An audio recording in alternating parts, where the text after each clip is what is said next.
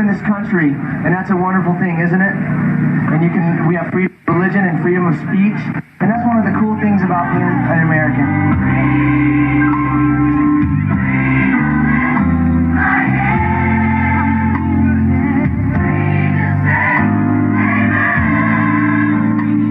Battery Park, in the heart of downtown New York, and a hymn to America in the last of the summer sunshine. New York is the richest city and the richest country in the world.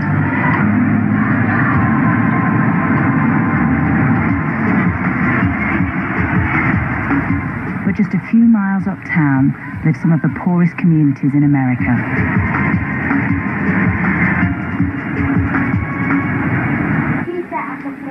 In the Bronx, 3 grandchildren try to bring their grandmother up to date with the latest fashions. I like this one better. But 2 people are missing from this picture. Veronica Mamadou recently died of AIDS. It was left to her mother Regina to bring up 3 granddaughters and a grandson, Garfield, who's HIV positive. Veronica and Regina had wanted to have a say in the treatment Garfield received.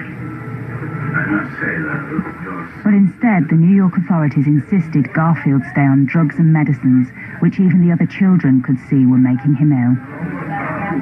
When he was drinking the medicine, sometimes at night, it was in the summertime too, at night he would say, "Mommy, I'm cold," or he would itch his body all over, nonstop. And every time he said he was cold, my aunt went to the landlord to put the heat up. He put the heat up a lot of times, but he kept saying he was cold. Is this why your family decided to stop the medicine? Yeah, my aunt stopped it because he wasn't feeling comfortable. And he started to get well. But when she went for a checkup, they gave him the medicine again without her knowing it. And did he get sick again? Yeah. I don't know what type of medicine they were given. If I is allergic to sulfur, if they give it to him, started scratching all over his body, and he caught his appetite, he don't eat, and he started getting skinny and skinnier. Convinced that the medicines were making things worse, not better, they turned to their hospital doctor for advice. He made an unexpected offer.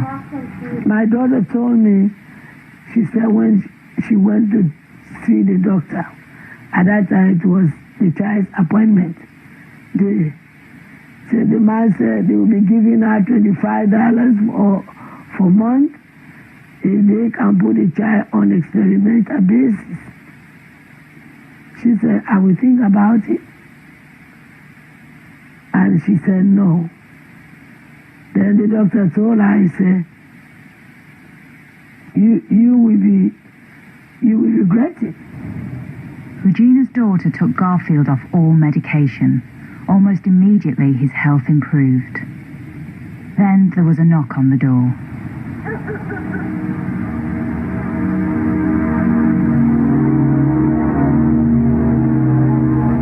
They came to take the child.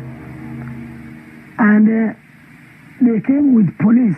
I think it was 3 to 4 police men. In New York, you don't need a court order to take a child from its parents. The Administration for Children's Services, or ACS, has exceptionally strong legal powers to decide what's best for the city's kids. They're essentially out of control. I've had many ACS caseworkers tell me, we're ACS, we can do whatever we want, and they usually get away with it. Garfield simply disappeared into the system. One of 23,000 children placed either with foster parents or in children's homes.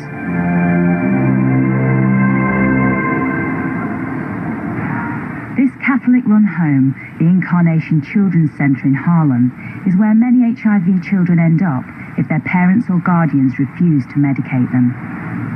For years, it was the center of highly controversial and secretive drug trials on orphans and foster children as young as 3 months old. At the time, it did not occur to me that anything was wrong, because we were told by the doctors that these were all steps that were going to happen to be expected because they were all HIV positive. Jacqueline Horger is a pediatric nurse who worked at Incarnation for 5 years. If they were vomiting, if they lost their ability to walk, if they were having diarrhea, if they were dying, then all of this was because of their HIV infection, and to be expected, and that we were doing the best we could to save them from that. Jacqueline was completely unaware that she was party to experiments on children. It didn't come as my first thought at all to question the medication, and since I had worked with pediatric AIDS for many years and had given the medication, I just faithfully gave it as I was told by the doctors. We found documentation listing some of the experiments carried out on HIV children at the home. One was for treating herpes, another involved giving children double doses of the measles vaccine. And yet others involved whole cocktails of drugs with side effects admitted by the manufacturers, including severe stomach pain, muscle wastage, organ failure, and many more. Side effect is a euphemism for undesired direct effects. The effects of the anti-HIV drugs are quite serious. In fact, if you look at the inserts that comes with these drugs, you will see virtually all of them will have a black box warning label, which is the highest, most severe warning that these drugs can have and still be prescribable to human beings before they're taken off the market. They're lethal. 3,000 miles west of Manhattan, Dr. David Raznick is internationally renowned for his work on numerous diseases, including cancer. I'll scroll it up a little so we can see the years and everything. And it's AIDS cases, deaths, and... He studied the effects of HIV drugs on patients, particularly children. The young are not completely developed yet. The immune system isn't completely mature until your person's in their teens, typically. We asked for his opinion on some of the Incarnation trials. We're talking about serious side effects. Didanosine, all by itself, is a very dangerous drug.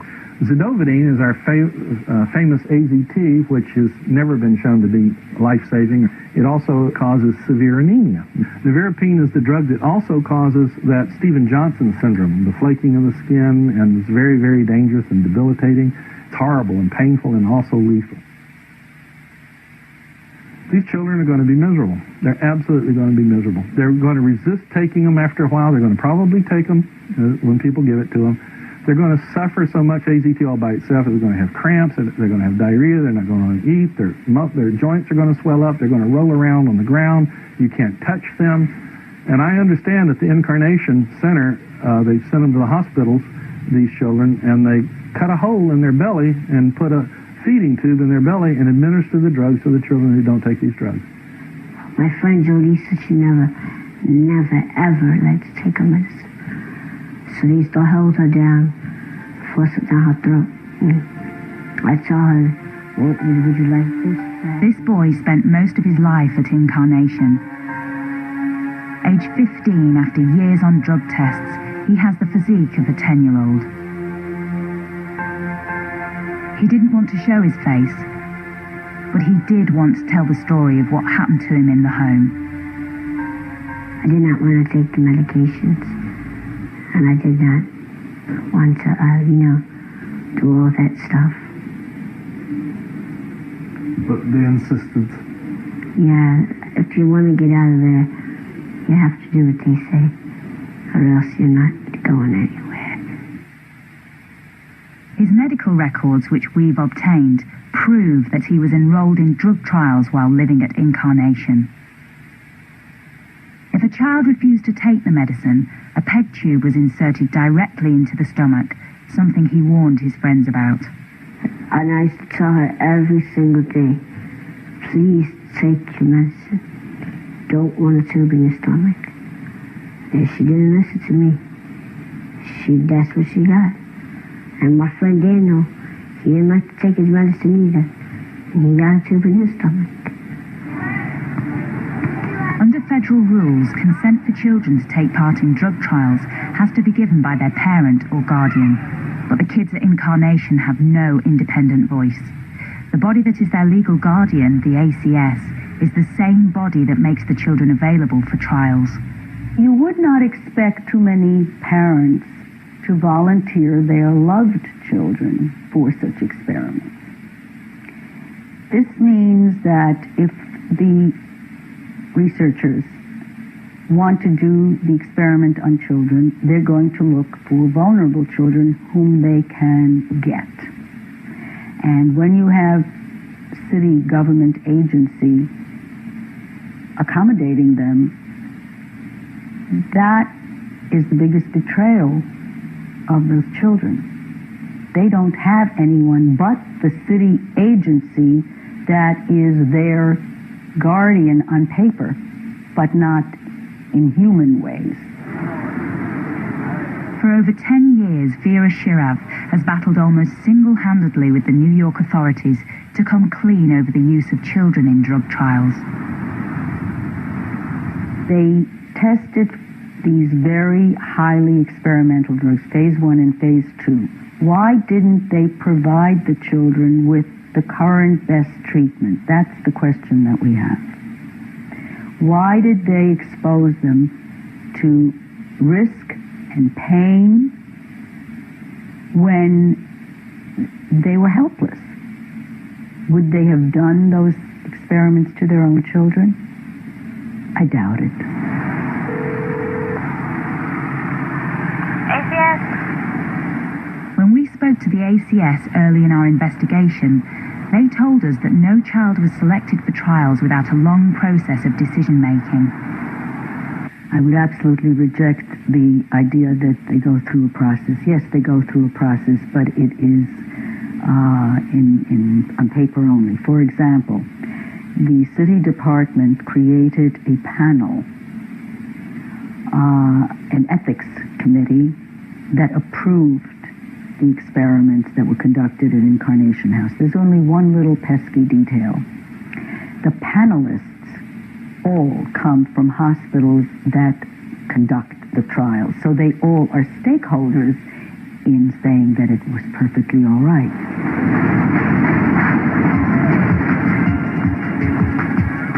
Most of the children in the trials are from New York's poorest districts. Many were born to drug-addicted mothers. Over 98% of children in foster care in the city are black or Latino. But in New York City, where the ACS was given special powers by former Mayor Rudy Giuliani, even professionals realize they are fighting a losing battle. Jacqueline Horger, the nurse who had once administered the drugs to children at Incarnation, was about to discover just how difficult it really was. She decided to add to her existing family by adopting 2 young girls she'd grown to love at the home. They were half-sisters, and the younger of the 2 was pretty much immobile, didn't know how to walk, didn't know how to play, didn't speak much, didn't know how to show her emotions or feeling whatsoever. And her sister was the opposite. She was hyperactive, couldn't sit for a minute, couldn't be still for a minute, and wouldn't eat. And the younger of the 2 overate, so it was a complete mess. I gave them all that I could, on every level. I gave them the good quality foods, the best private schooling they could get, occupational therapy, physical therapy, speech therapy, tutoring, the best psychologists I could find on all levels, and I just didn't seem to be making any headway. And the only thing that was left was the medication that I was giving them. Okie doke. Jacqueline decided to take the children off the drug regime which Incarnation had insisted upon. The results were almost instantaneous. The older girl began eating properly for the first time. She would ask for seconds and thirds, and it started showing on her body. When we swam at a swim club that we go to, she had a swimsuit on. About a month or 2 after I took her off the medication, I just looked at her with those loving mother eyes, just seeing a daughter look beautiful, rounded out, muscular, strong, healthy. It was a wonderful sight. The younger daughter, I would say the main change after I took her off the medication, it felt that her nerves became more and more healthy.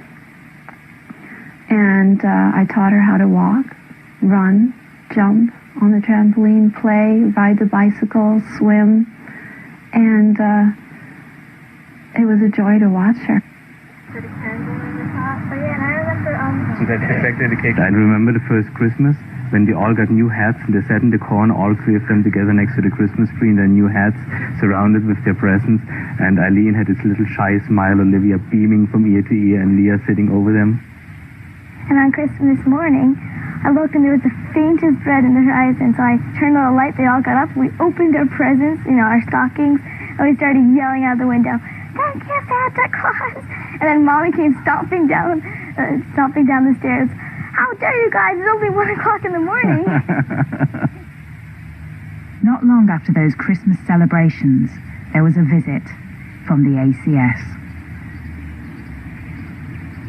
It was a Saturday morning, and they had come a few times unannounced, so when I saw them at the door, I invited them in, and they said, "This is not a happy visit."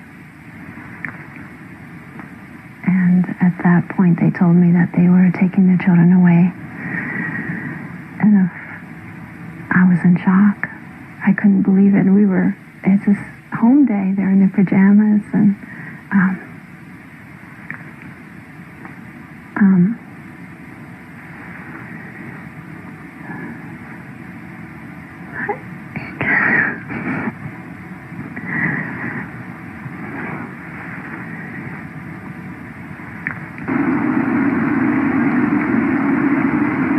The social worker involved in the case was Demetrius Travis.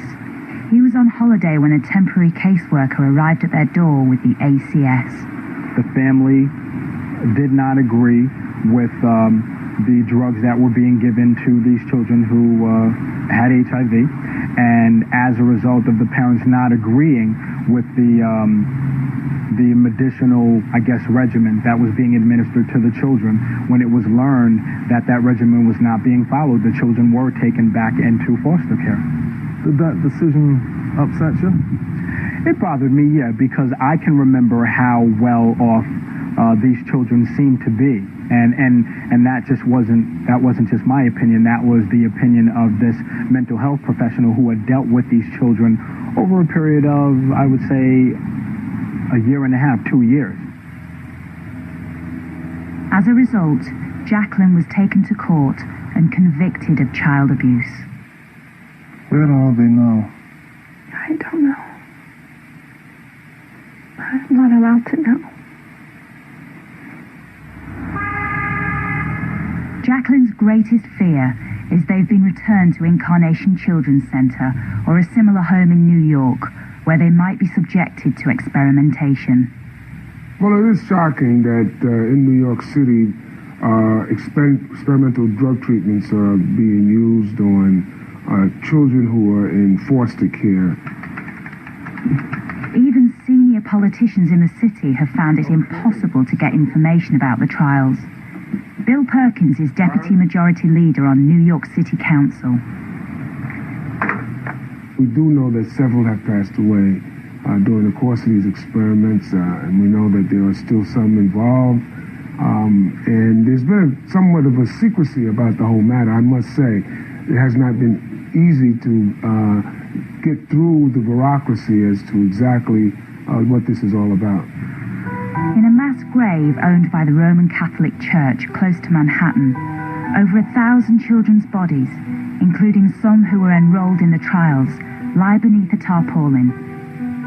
Officially, their deaths are recorded only as resulting from natural causes. For months, we tried to get answers from those behind the trials. From Columbia Presbyterian Hospital, where many of the tests were devised. From Incarnation Children's Center, from the Catholic Church. comes from the ACS, the authority ultimately responsible. None would comment. The drug companies which have supported trials at Incarnation include some of the world's largest. Among them, Britain's own GlaxoSmithKline. They also refused to be interviewed for this programme, saying only that all trials have stringent standards and are in compliance with local laws and regulations. In Washington, officials at the National Institutes for Health insist that any participation of children in drug trials should be voluntary in every sense. We let parents know that participation is always voluntary, that they can stop participating in a trial at any time. Many parents need to have that reinforced, that participation is voluntary. We also get the assent of the child when it's appropriate.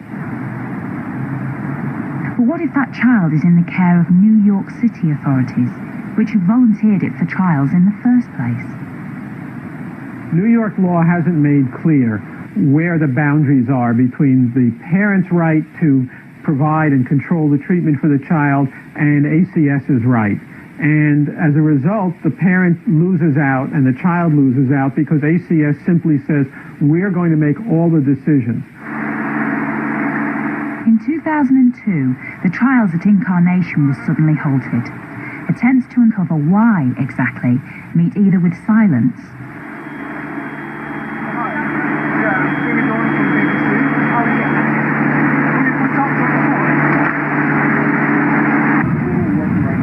or a call to the NYPD to have us removed. We have every idea. Supposedly they're stating that During the making of this program, the Food and Drugs Administration announced an investigation into the trials, which we have discovered are continuing at least 6 other locations in New York City.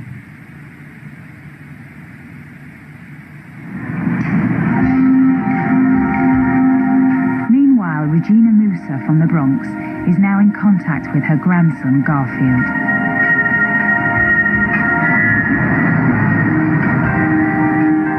She's won a court order granting her visitation rights. We have to go straight, but this area is Bronx super. This is her grandson's new foster home in the Bronx. The boy was hungry and Regina had brought food.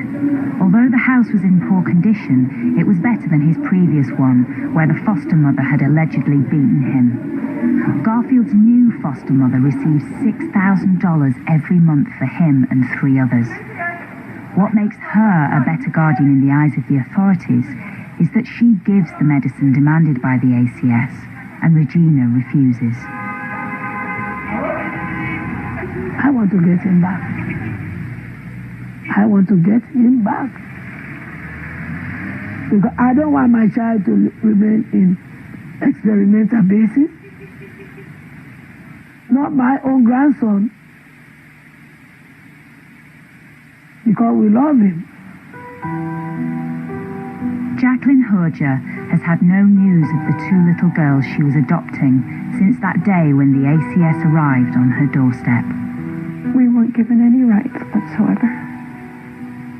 I even wrote a letter to the social worker appealing to her humanity to just let us know something. But I don't know anything.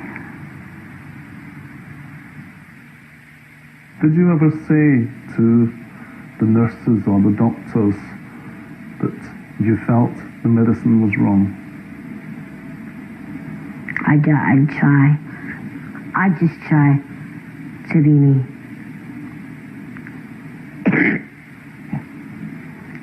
I don't bother anybody. People do things for, like I said, a reason. The good, bad, you have to forgive them for what they do.